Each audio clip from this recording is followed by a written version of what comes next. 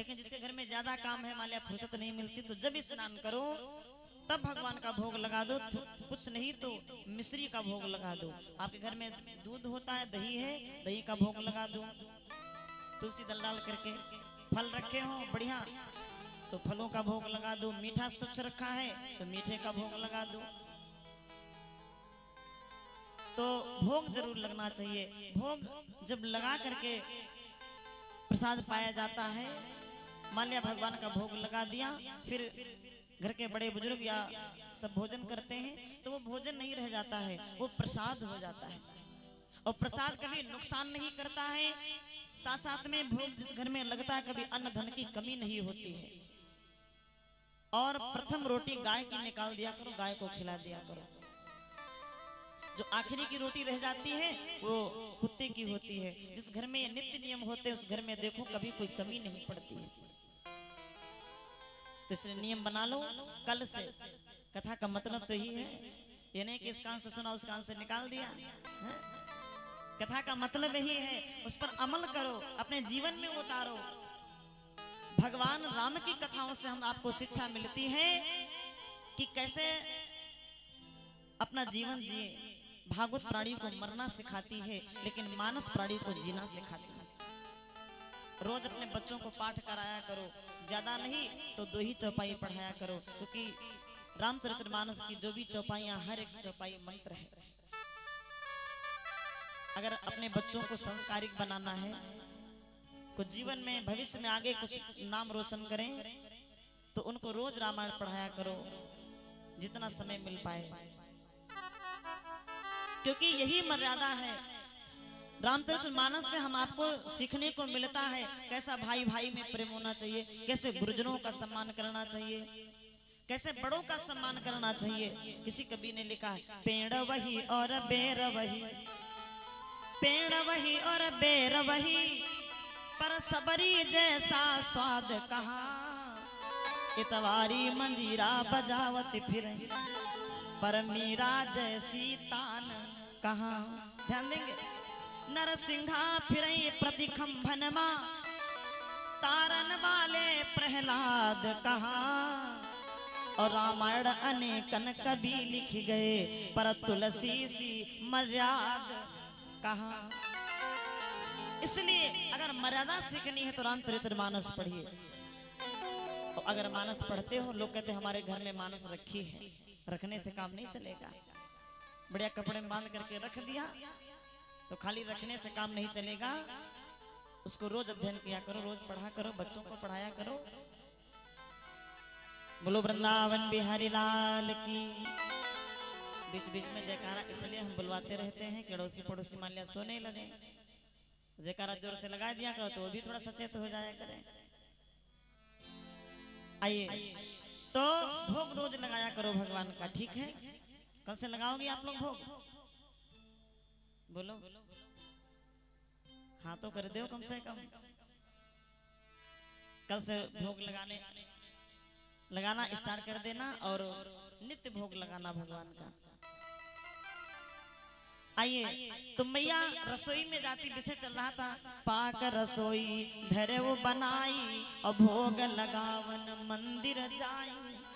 जब मैया मंदिर में भोग लगाने के लिए गई, यहाँ पर मैया भी थोड़ा भूल कर रही है कि जो कुछ ले गई थी सब निकाल निकाल करके, जो प्रतिमा थी, मूर्ति थी, मुख में खिलाने के लिए जैसे हाथ बढ़ाया, वैसे ही मैया के कानों में खड़बड़ाहट की आवाज आई, बर्तन खड़बड़ाने की आवाज आई, तो मैया भोग लगाना भूल गई। और मैया के मन में शंका आ गई कि भोजन बना करके रसोई में रखाई थी, हमें लगता है बिलारी आ गई, सारा भोजन खराब कर देगी। ये लीला थी भगवान की। क्यों? क्योंकि मैया मुख में खिलाने जा रही थी, इसलिए मैया को रोका।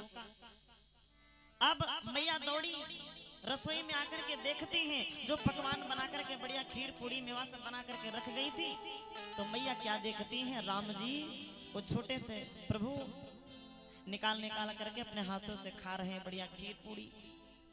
भगवान को खीर बहुत पसंद है, मोहन भोग, खीर पूड़ी खा रहे हैं। तो मैया ने सोचा इतना छोटा मेरा लाला पालने में लिटा करके आई थी, रसोई में कैसे आ गया? तो मैया को थोड़ा अचंभा हुआ।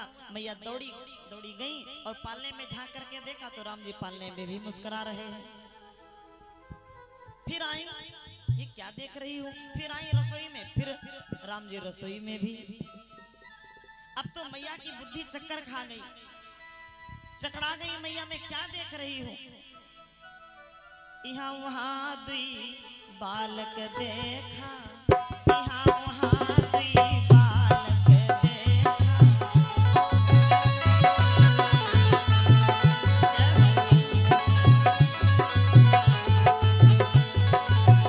यहाँ वहाँ दुई बालक देखा, यहाँ वहाँ दुई बालक देखा। मति भ्रम मोर ज्ञानी बिसेरा, मति भ्रम मोर ज्ञानी बिसेरा।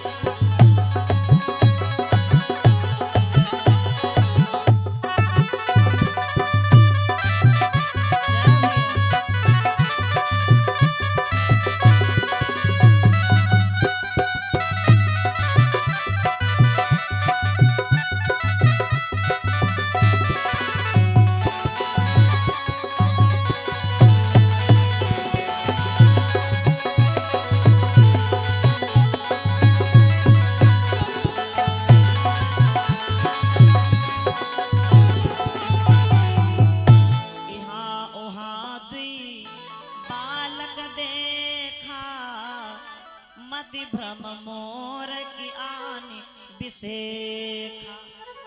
तो मैया थोड़ा भ्रमित हो गई। जब मैया चकित हो गई, भगवान अपनी मैया को देखा कि मेरी मैया चकित हो रही है, संशय में पड़ गई, तो भगवान मुस्कुराने लगे। भगवान धीरे से मुस्कुराए, तेरी मंद मंद मुस्कनिया पे बलिहार राघव जी, बलिहार राघव जी। तेरे नैन अजब कजरारे लगते हैं प्यारे प्यारे, तेरी तिरछी सी चितवनिया पे बलिहार राघव जी, बलिहार राघव जी। मैया कि ऐसी दशा को देख करके भगवान हंसने लगे। देख राम जननी अकुलानी, तो प्रभु हंस दीन मधुर मुस्कानी। भगवान जब हंसे, और जब हंसते हैं खिलखिला करके भगवान, तो मैया ने क्या देखा है? बेटा राम के मुख में कोटिन ब्रह्मांड पर्वत नदियां तालाब सिंधु तल अतल बितल तलातल सब लाला के मुख में नजर आया। कोटिन ब्रह्मांड राम जी के मुख में नजर आया। तब मैया देख करके चकित हो गई, मैया घबराई। भगवान ने कहा, माँ चिंता मत करो, जो मैंने आपको दिखाया है ना, इसलिए दिखाया है तुमको मैंने अपना परिचय दिया कि मैं कौन हूँ। उस समय भगवान ने मैया कौशल्या को अपना परिचय दिया था, अहम ब्रह्मासि, मैं ही ब्रह्म हूँ। और मेरी लीलाओं पर शंका मत करना माँ, तुम्हें पता है मैं किस लिए आया हूँ धरती पर। विप्रधेन सुर संत हित लीन मनुज अवतार, निज इच्छा निर्मित तनु माया गुण गोपाल।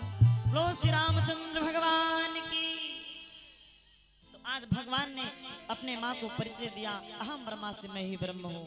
देख रावा मात ही निज अद्भुत रूप अखंड, रोम रोम प्रति लागे कोटि कोटि ब्रह्मांड।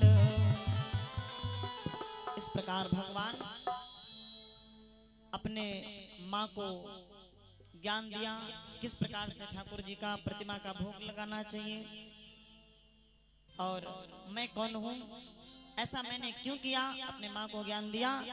अब आगे की कथा सुनने के लिए भवानी जी निवेदन करती हैं।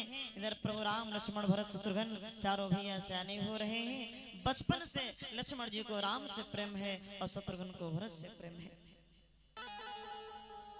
मानो मैया सुमित्रा ने अपने दोनों बेटों को, बड़े पुत्र लक्ष्मण जी को कौशल्या के पुत्र राम की सेवा में लगा दिया, छोटे पुत्र शत्रुघ्न को कैकेयी के पुत्र भरत की सेवा में लगा दिया। कितना बड़ा समर्पण है सुमित्रा में। और चारों पुत्र धीरे धीरे सयाने हो रहे हैं। आइए तब तक एक छोटा सा भजन है और उसके बाद आगे की चर्चा आप लोग श्रवण करेंगे। और अभी झांकी थोड़ी देर में आप लोग देखेंगे। आज बहुत बढ़िया झांकी है अर्धनारीश्वर भगवान की। तो झांकी वाले भैया लोग बाहर से बुलाए गए हैं, बहुत बढ़िया झांकी का दर्शन करेंगे, कथा का भी आनंद ले रहे हैं और साथ साथ में झांकी भी देखेंगे। तो झांकी के लिए दक्षिणा लेकर के आप लोग आई हो कि नहीं आई हो? कुछ मुद्राएं लेकर के आया करो, है ना। बोलो वृंदावन बिहारी लाल की।